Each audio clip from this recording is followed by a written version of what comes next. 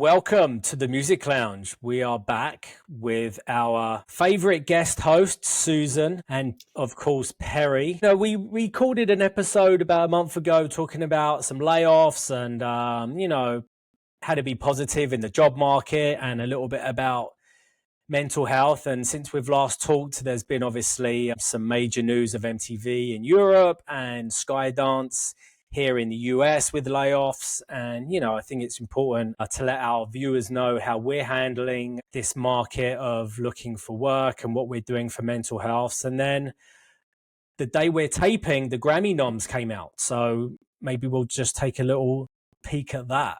Before we start, just want to remind people to like, rate, review, and share the podcast so that more people can find us.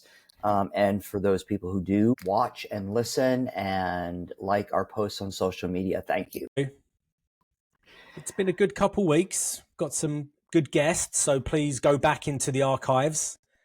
Sally Fertini, major executive and female powerhouse at MTV. Last week, Kevin Lyman, founder of the Vans Warped Tour.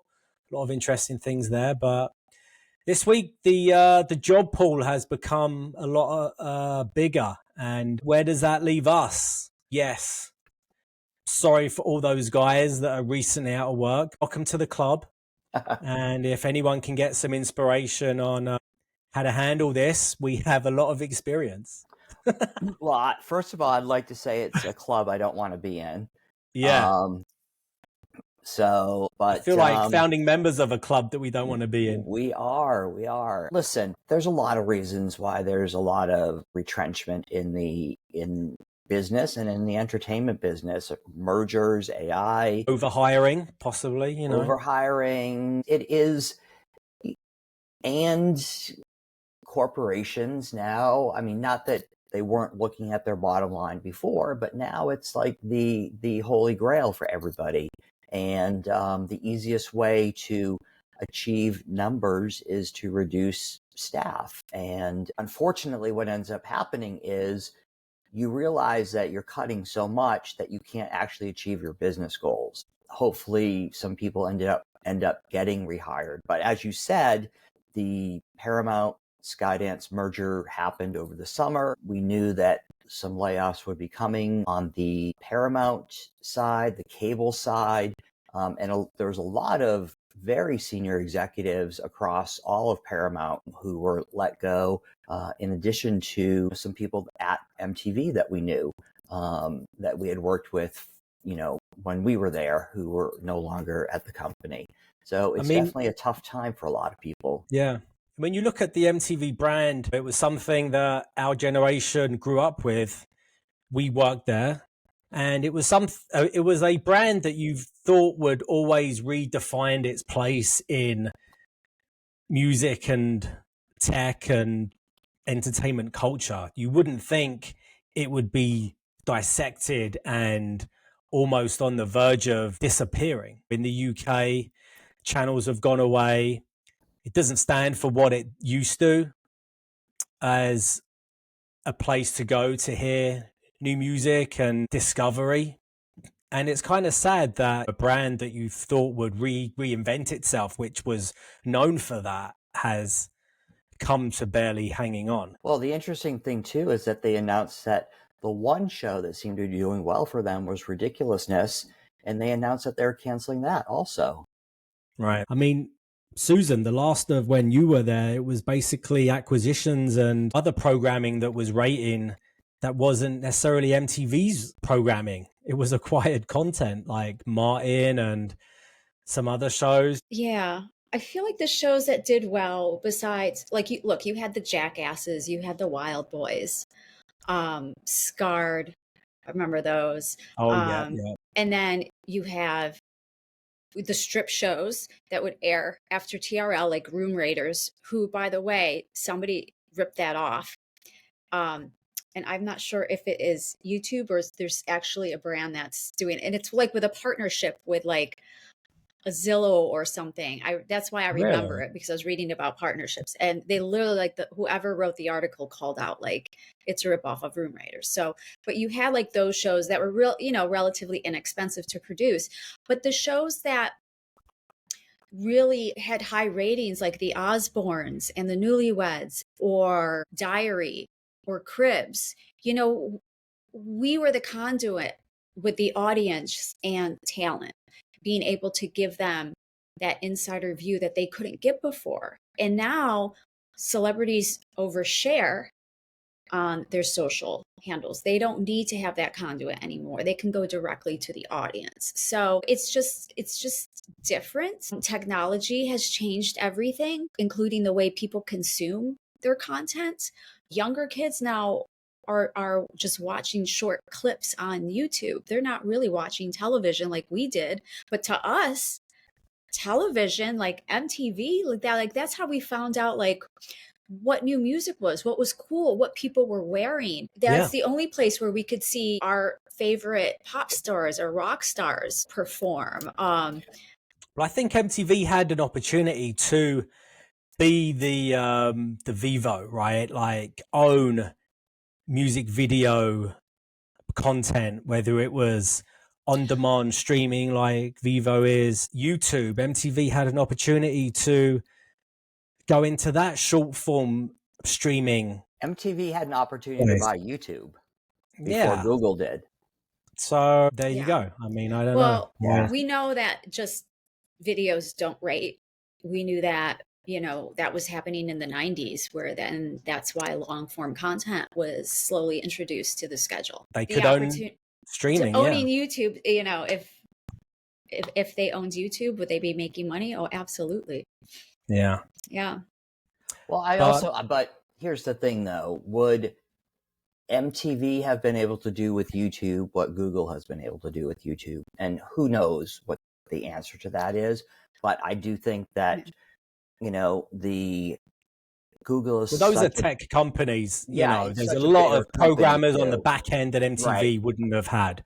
They wouldn't have been able to build those back end systems for machine learning, which we know as AI, all that stuff. They didn't have the infrastructure to. Yeah, and I don't know if they would have invested in it either. Getting back to the topic that you mentioned at the top, Andrew, is the mental health of how people who are either currently in the job market or new to the job market, and how people are dealing with all of that. Yeah, from experience and someone that's still actively interviewing, sending out resumes. It's important, I think, to have a LinkedIn profile, right? To really dig into those formats of telling a story on what you have done, what you can offer a company. Obviously LinkedIn is one, but you can have multiple resumes. I was thinking this week that, my experience is so vast, then yes, I can tailor a resume for many different roles, but they always point back to one LinkedIn profile. So you have to be a bit cautious, and it's okay to change that up. The LinkedIn profile, your bio section, your top header, you obviously want those keywords to resonate, but it's a tough game to play. I had a headhunter say to me, for people like us who've had multiple roles, multiple companies, lots of different experience, whether it's programming or talent relations, music relations, ad sales, integrated marketing, whatever it is, that you need to have one North Star. Like that needs to be whatever the thing that you want to do, the one thing that you want to do should be the thing that you're highlighting across all of your social media and platforms, especially on LinkedIn. What do you guys think about that? I mean, yes. Would that make life easier for a recruiter or for you? Sure. But like the way that things are evolving, I had spoken with a recruiter this morning just to catch up, and she said that a lot of times employers don't know what they want to hire. Mm-hmm. They don't know what they need. So they're making this up as they go. And it could be HR just being tasked with like, we need to fill a position for this. But the position is new and they don't have any type of job description for it. I think like it's up to the job seeker as well to be flexible and amendable with what they're looking for. And, those creative heavy jobs, I don't think that they exist now. I think like you have to have a balance of being able to analyze data Hmm. because everything is data driven. Whereas True. before, Yeah. Yeah. it was we had our research teams that would provide like the quantitative and qualitative research and information, but a lot of it was creative instinct, gut instinct. I mean, just as a programmer, like just being able to understand the flow of programming and to be able to keep an audience, even if you're going to switch up like the different genres of programming as you're scheduling throughout the day. We got really lucky. We're in a really, really creative space, but now everything is data driven. Everything is now you're competing with a lot of tech companies that have become the new media. I don't want to speak for you guys, but for me, like something that I've had to come to terms with in the last couple of weeks is that I'm a lot older than I realized. It doesn't feel like I graduated college almost 30 years ago. It doesn't feel like I started at MTV almost 30 years ago. Like in next year in 2026, it would be 30 years since I started at MTV. Honestly, it feels like maybe 15. It's hard, like when you don't feel like you've changed that much to be able to accept the changes around you. And we were spoiled. We had jobs that like that wasn't real life, like that was we had special jobs that our friends did not have back in the 90s. And like I don't know how else to explain what MTV was like unless you were there. Right. Like Yeah. Right. we were with each other 24/7, even on the weekends.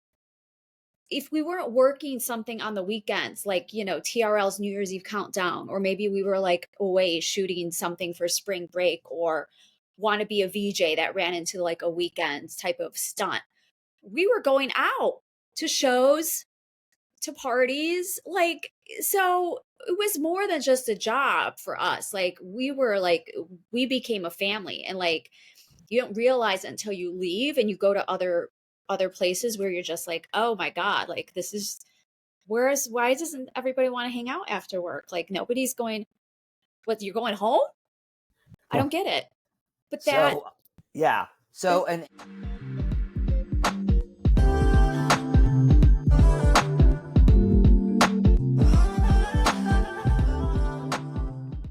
one of the founders of MTV has a book coming out in a couple of weeks, kind of talking about all this. I mean, his starts obviously in the 80s when MTV launched, but Tom Freston was there up until early 2000s. What he'll probably write about in the book is a lot of what we experienced. And there's also a New York Magazine article that was excerpted from the book where he talks about a lot of what life at MTV was like in the early days. And I think it continued probably from the early 80s when it launched till probably almost about, 2010 or so. Yeah. If you're listening, Tom, come tell your story. Come and promote your book. But, I've been using a line when I kind of send out some notes to people. Don't view my years of experience as a number. See them as a career journey filled with growth and creativity. So I think we want people to look past our numbers. I've been taking off some years on my resume and, graduated college and stuff like that because it's irrelevant. But as you said, Susan, it's like maybe people don't know what they're looking for and just view that as overexperienced, overqualified, which, things have changed a lot. Well, and the tough thing too is when you do see a job listing, whether it's a real job or not, who knows? Also, when you apply, you're applying against 500, 1,000 other people, and it's just bots who are reviewing the application and the resumes. I don't know how somebody in HR winnows that down to 4 or 5 or 10 people to interview.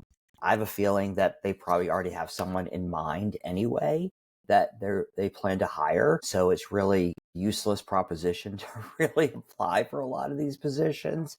Well, it's legal, they have to legally Right, post right. the job and probably interview a certain percentage of people, and it's very misleading for us, where we get that first round and we're all excited and we go above and beyond and try and network with people and get people to refer us and put in a good word. And you go through 4 interviews, months, and then it just disappears, you know? And that's the other ridiculous thing. I mean, we've talked about this before. Every job I have had has been one interview and hired. It has never been multiple interviews, doing presentations, doing some kind of project for them, doing Presenting some kind of that project. document, doing a PowerPoint. There's never been any of that. I mean, it's literally, you go in, you meet with somebody, you vibe with them. You're meeting with them because they already know you can do the job, because that's what your experience is. You just want to see if you work together well. I mean, that's mostly it. And I don't understand why 4, 5, 6 interviews with multiple people is really necessary. Yeah. And I miss the in-person interviews as well. The first one on the phone, and then maybe you get a Zoom. To me, if I could just go in and have a one-on-one, that would be better. Yeah, agreed. What has been your experience recently, Susan? Well, now I'm competing with 1,000 more people that weren't on the job market 2 weeks ago. Minimum 1,000 people. Minimum 1,000 people. Good people that we worked with, smart people. I have been emailing all of my contacts and just saying, keep me in mind. But, you know, I also reach out to everybody because I genuinely do want to talk to people. And I want to hear it from people. And I've been able to connect with some people that I just haven't had the time to connect with, or, you know, you come on each other's Instagram photos, or you see what they're doing on Facebook, but like, that's not like we're having a real conversation. That's part of the reason why too I like emailing people to say, hey, I'm looking, is also gives me opportunity to like really connect with them one-on-one. I have the Pilates to fall back on. I've been very busy teaching, putting together class plans. A lot of it is, you know, I maybe I could walk into a Pilates studio and just teach a 50-minute class the top of my head, but like a lot of it is just repetition, like keep teaching the similar movements. A lot of my struggles were like, how do I cue something in layman's terms, because the training I did through Polestar was very technical, and I can't keep saying now extend at the hip. Like, what does that doesn't say, like, what does that mean to somebody that doesn't study the body? Like, it's like push the carriage back with your feet. Like I just, like, for me, I still have a lot of work to do. So it does take up a lot of my time, but I still try to look at LinkedIn. I still apply to some things on LinkedIn. I am not seeing the VP roles. I'm seeing a lot of manager roles, or I'm seeing a lot of EVP roles. It seems like middle management is just not a position that a lot of companies had as they once did. So you have people that are in EVP roles and SVP roles or CEO roles. And then you have like coordinator or manager, which is going to skew younger because the salary doesn't pay as much. But they're still asking for like 3 years experience with those roles. They are. And God knows we have more than 3 years experience. No, we do. Yeah. But you know, if we look at those roles as semi-entry level, where we're willing to take a pay cut and a title cut, but you know, you still need some experience for those roles. They're not going to hire people like us for those roles because it's, you know, you'll be bored. You'll be bored, and then you're going to leave, and then we're going to have to start the hiring process all over again, which there's some truth to that, right? Yeah. You know, if you're unsatisfied, you're going to start looking, and nobody wants, the hiring process is awful. Like, you know, it's hard to find the right person. Like the resumes that you get, the people that apply to jobs that don't even read the job description. Like, it's time consuming. It's a lot of wasted money. So, you know, the less, you know, you have to do it, the better for everyone involved.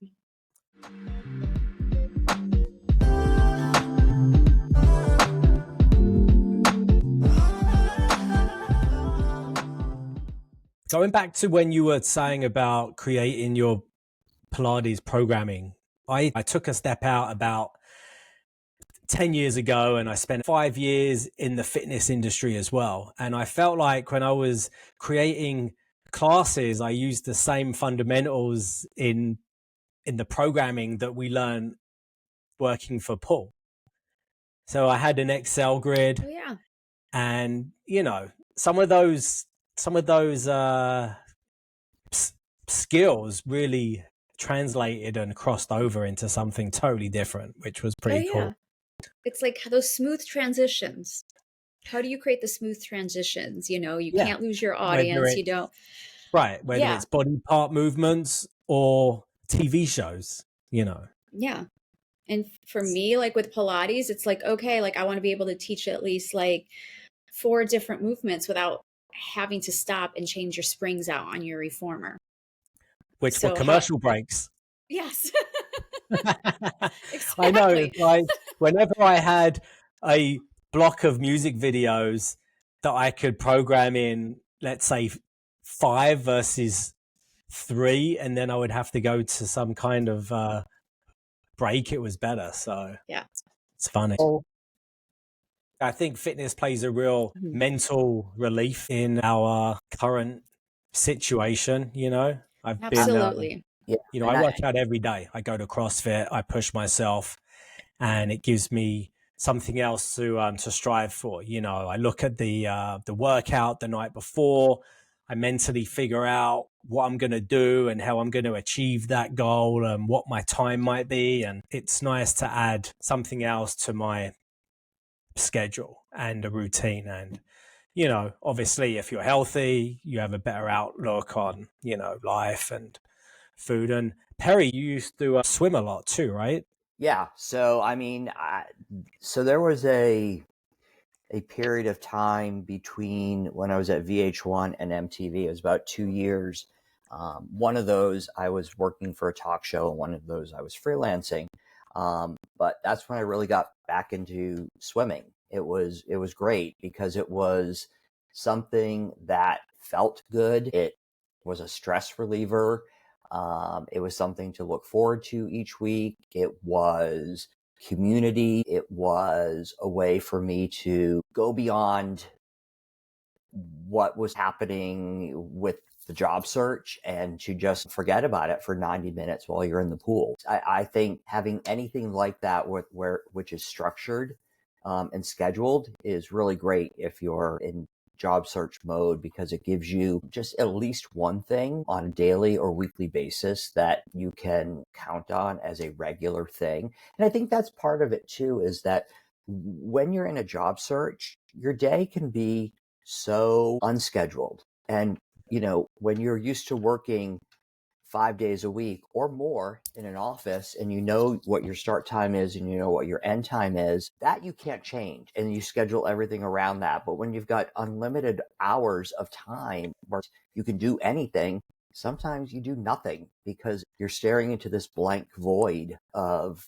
nothingness, and you don't know what to do next, almost. Yeah, I think it's good to have a schedule. You go to the gym every day at a certain time. You take a class. You're in a community. You can interact with humans, right? Then you come home and I'd say designate a certain time to look through LinkedIn and socials. Maybe set a goal to reach out to email one person a day or 3 people a week, So I think there's ways to fill your time in a productive way to set yourself a schedule.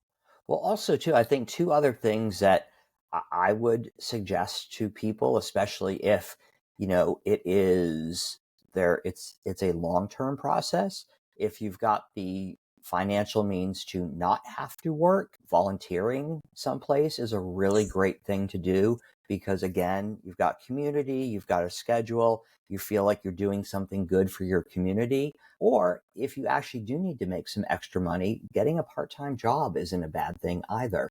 Again, it gives you something to do, a place to be, a little bit of income, and you can schedule everything else around that. Yeah, and that still allows you to pursue other things as well. Sure. Yeah.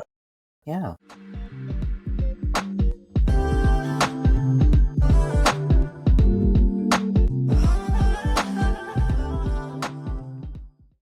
also this morning, we don't need to take up too much time, but the Grammy nominees came out. And you get a sense on, before these things come out, big songs of the year or artists that are just booked in multiple places, maybe booked on Super Bowl halftime. And you kind of get a sense on who these nominees are. And there's always Grammy noms that you're like, I've never heard of that person. But like these big awards, you know, record of the year or song of the year. And you're like, never heard of it. And, you know, we're not in music every day anymore. You know, I have a part-time job where I program music for hotel and casinos. So I like to feel like I'm still know about a lot of new songs coming out, and, you know, listen to Sirius XM every day with Hits One for my kids or Alt Nation. So I'm familiar with a lot of new music, but still there's some things in here which I have no idea, but I didn't vote. I wasn't in the committee to pick these noms. But So where do you want to start? Record of the year, album of the year, song yeah, of the year? Look, we can just go through some big categories. Record of the year. You know, we got Bad Bunny, Sabrina, Doechii, Billie Eilish, Lady Gaga's back. Kendrick Lamar with SZA, Chapel Roan, and Rose with Bruno Mars. I mean, they're all big names. I honestly don't know if all of these songs were necessarily big hits, but I heard a lot, right? Chapel Roan, not familiar with this song. Yeah, Sabrina's it was sort of had a very good. It wasn't run on an album, actually. It was just, she's been doing a couple of one-offs. This and The Giver, which was the country tinge song that she did. Billie, I'm a big fan. Gaga's obviously consistent. It's nice to not see Taylor Swift on any of these. I was just going to say, I'm surprised that actually there isn't a Taylor Swift song on here, only because it was, unless, well, she was touring, and the album actually was released, isn't it September 30th, which is the end of the nominating, and hers came out October 3rd? Yes, August 30th. Is it? Yeah, okay. August. So she actually didn't have it out in time for this. Yeah. So, you know, out of these songs for record of the year, look, I've obviously heard of Lady Gaga. I thought Abracadabra was an old song. It's on a Pilates playlist. I really thought it was an older song. I had no idea this was a new song. I only know Anxiety because when I hear the song, the beginning of the song, I was like, yeah, like, like, I was like, yeah, like, finally, like, go to, yeah, like, that was a banger. And I'm like, oh, I love this song. And then it's like, goes into, you know, then it's something else with Anxiety. And like, quite frankly, like, I have enough anxiety. I don't want to hear somebody talk about it. Cause when somebody talks about anxiety, then like my anxiety kicks in and then like I start to get anxious. Right. I know, of course, Billie Eilish, but I don't know these songs. I don't know. There's a singer called Rosé, like the wine. She is she's part of a she was part of a female Korean K-pop group. K-pop, yeah. Huh, okay. Don't know her. I know Sabrina Carpenter because she dressed up as Wonder Woman for Halloween, and everybody sent me the clip. Right. I think Bad Bunny, not a massive fan. Don't know the music. I think honestly, for record of the year, going to have a hard time. More of the mainstream voters probably aren't going to pick a Spanish language song for record of the year. I think people do. I'm just saying maybe he'll win album of the year. I don't know if it's going to be record of the year or song of the year. Right. I mean, if I had to pick, I would probably go with Bruno Mars and Rosé, or I would probably go with Sabrina Carpenter. Okay. So you're going pop. Yeah. Album of the year, again, Bad Bunny, Justin Bieber, Sabrina. Justin Bieber Clips, had an Pusha album T, which it was a surprise release this year. He didn't announce it. It came out, and I think he had a second album that came out right after it too. Kendrick Lamar, Perry's favorite, Leon Thomas. Sorry, Leon, I have no idea who you are. I'm sure you're worthy of being in this list, but sorry. And then Tyler, the Creator. I think that's probably a toss-up between Bad Bunny, Sabrina. So here's what I think. You're probably right about Bad Bunny. The Sabrina album didn't get the best reviews. The previous album, was it called Short and Sweet? I think got much better reviews. I think the Grammy voters love Kendrick Lamar. I also think that Mayhem was sort of a comeback for Gaga, very much into her old sound, and it actually did very well. And honestly, here's the thing. I don't ever believe Justin Bieber has gotten a Grammy nomination before. And I could be wrong about that, but I definitely know he has not gotten an Album of the Year Grammy nomination.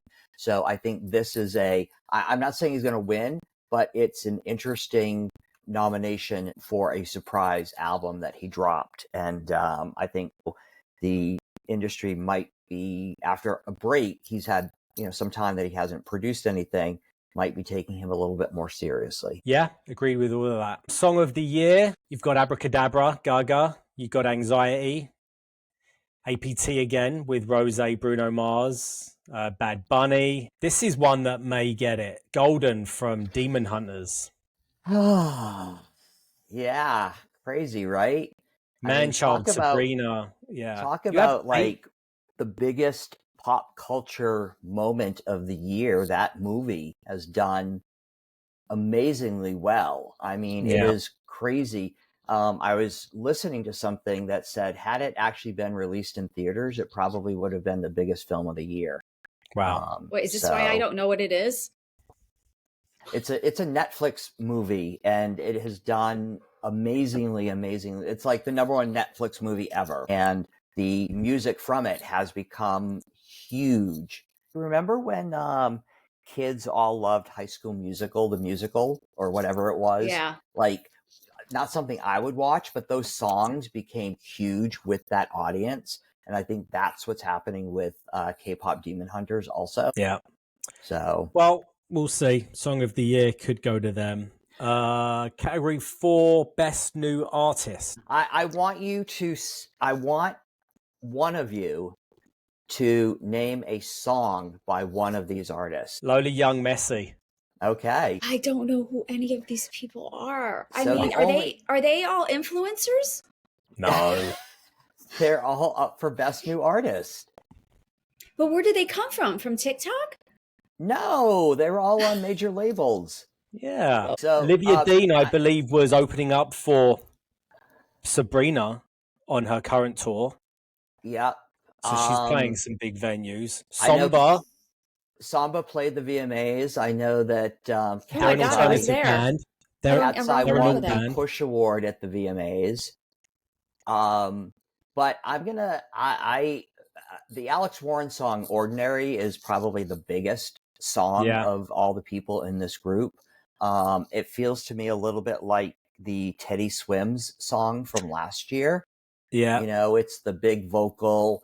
It's that soaring chorus. And he's an easy one to vote for. And I hate to say this, and I don't want to be negative, but is he going to have a career past this one song? I don't know. I think if I were voting, I would probably go with an Olivia Dean or a Lola Young, just because they seem to have a little bit more action, I guess, with the audience as far as creating a bigger fan base. He took a setback from public appearances through mental health after collapsing at her last festival.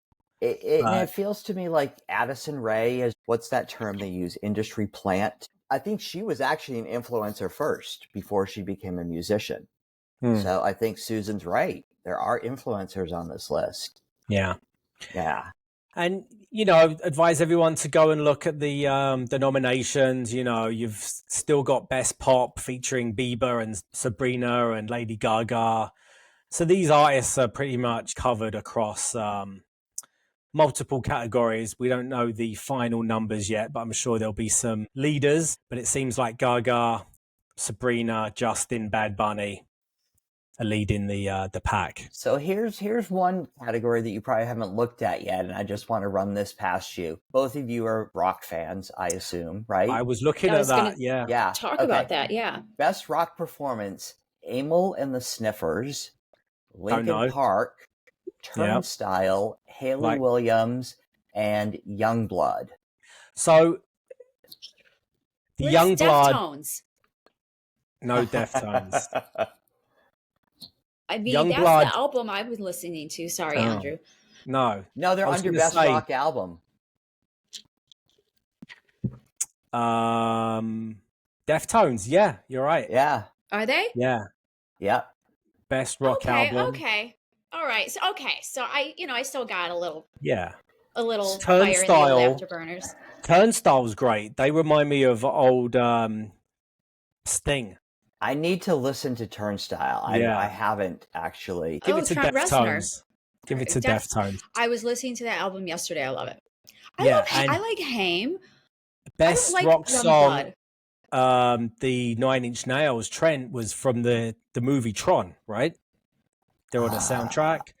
So I think that song's from that movie. It's pretty good. Yeah. The Grammys, sometimes I think, yes, sometimes they are on trend with the newest things that are happening. But I also think that they see a name that they're familiar with on the ballot and they don't even know the music. And they're like, oh, I'm going to vote for Linkin Park for song, album in the rock category, like rock album, best rock song, best rock performance. It's just reflexive. It's not necessarily like someone has taken the time to really listen to all that stuff and is voting based off of quality. It's based off of something that they're familiar with. Yeah. So it's nice to see The Cure pop up in these alternative lists. I think the album's solid. I've heard maybe half of it, and it's true representation of classic Cure. Wet Leg has had a good year in alternative, so personally I'm a big fan. And Haley Williams from Paramore, she's with this song Parachute, which I didn't love the first time I heard it, but it's definitely been growing on me. Yeah. So I've been hearing that. Interesting that Tyler, the Creator, is in Best Alternative Music Album too. Yeah. It's a bit of a crossover. Sorry to my R&B family. I'm going to skip that list and just go and check it out. Andrew, this is what I want to know. What do you think of the Best Spoken Word Poetry Album category? Oh, I have some favorites in that. It's a hard one. So it's funny too. Everyone focuses on Record of the Year, Song of the Year, Album of the Year, Best New Artist. But I think, how many categories are there in the Grammys? Like 70, 80, 90 categories? I mean, it is. Let's go with 93. Is it 93? Is that what you went to the list and saw? Yeah. Yeah. I mean, I honestly though, I mean, some of these are things like Best Regional Roots Music Album. Would you have thought that would be a category? Not me. Yeah. I mean, yeah. So comedy's in there, which I like. Just took a peek at that. Who do we have for nominees there? Comedy album, you've got Bill Burr, Sarah Silverman, Ali Wong, Jamie Foxx, which I saw that. It was after his accident. That was a Netflix special, I think. And Nate Bargatze. Bargatze, who was the host of the Emmys, who I think did a really good job. Yeah. I like comedy. Interesting. The Supreme Court Justice Ketanji Brown Jackson has a Grammy nomination for Best Audiobook Narration. Oh my God. And so does Fab from Milli Vanilli and the Dalai Lama. Okay. I'm waiting to see what he's going to wear on the red carpet to the Grammys. All right, let's end our podcast with Best Music Video. All right. That is not something Sade, I would have saw on the list. Yeah. Sabrina, Clips, Dolce, and OK Go, who I like I the haven't Dolce seen- Haven't heard- video, but that might go to Sabrina being an actress as well. I I think haven't puts seen up a any of good these. I'm visual. going to go with Yeah. Sabrina just because I think she's Yeah. the biggest name on the list. Yeah. Is she an actress? Yeah. Sabrina had a is big she in? Disney career prior to getting into music. Oh, that's okay. Okay. I could see it. That makes sense. Yeah. Okay. Yeah. All right. Well, check out best album notes as well. You know, text is very good in an album, so you got to have some good text. But anyway, guys, keep up the job hunt. Stay healthy. Clear your mind. Listen to some new music. Check out the Grammys list, and we'll see you next time. Thank you. And Right. subscribe, follow, Like, share, rate, and review. like all that, please. Thank And you. thank you, Susan, for joining us. We appreciate you. it. Always a pleasure. All right. Bye-bye.